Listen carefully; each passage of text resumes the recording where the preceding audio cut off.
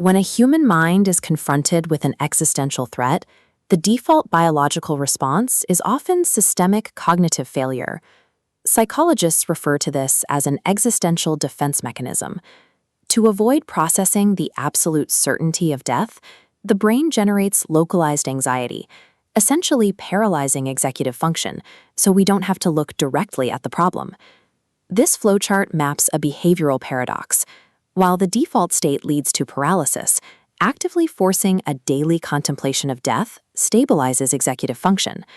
Once reached, this state immediately neutralizes low-priority grievances. The fear of external judgment simply drops out. While clinical researchers are mapping this today, the architecture for this protocol was engineered 2,000 years ago by the Romans. They called it memento mori, remember that you must die. This was a deliberate operating system utilized by antiquity's apex operators. The Romans developed a highly structured hack to override our habit of assuming we have endless time, forcing a state of peak cognitive urgency. The initial test environment for this protocol was the height of the Roman Empire. Roman leadership identified a critical flaw in human psychology. Accumulating extreme power and success naturally induces a failure in perspective. You begin to operate as if your time is infinite. To counter this, emperors kept physical skulls on their desks. Look at the leveling tool above the skull in this mosaic. It visually enforces that mortality is an absolute equalizer, stripping away status and forcing the observer to recognize their limitations. This practice operated as a temporal scarcity protocol, a method to artificially inject a sense of urgency into an otherwise highly secure environment. This specific tactic soon trickled down the socioeconomic ladder, with wealthy Roman citizens commissioning rings carved with tiny skeletons. Mechanically, these rings functioned as continuous tactile and visual feedback loops, strategically placed on the hand to interrupt moments of daily complacency. These artifacts were functional environmental hardware, engineered specifically to maintain a persistent state of mortality salience throughout the user's day.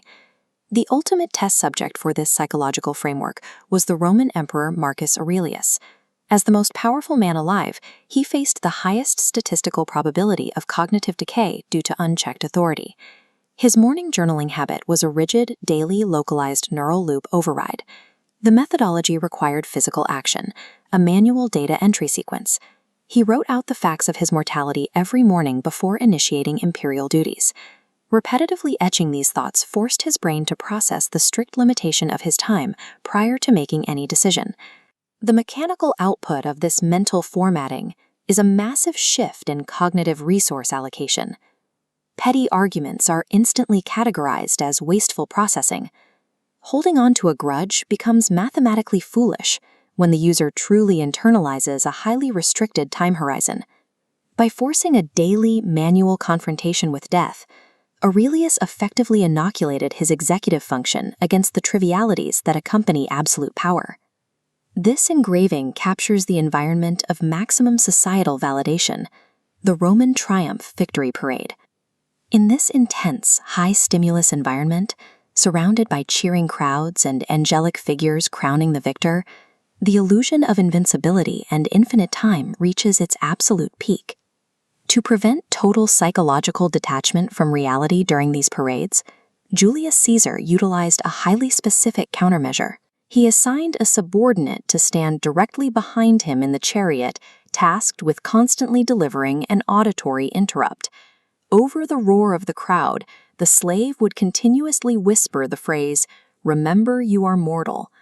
This functioned as an auditory override, acting as a necessary hard reset to the ego when environmental feedback loops were overwhelmingly positive. In states of extreme success, internal self-regulation is entirely insufficient. Breaking the delusion requires an external, subordinate intervention.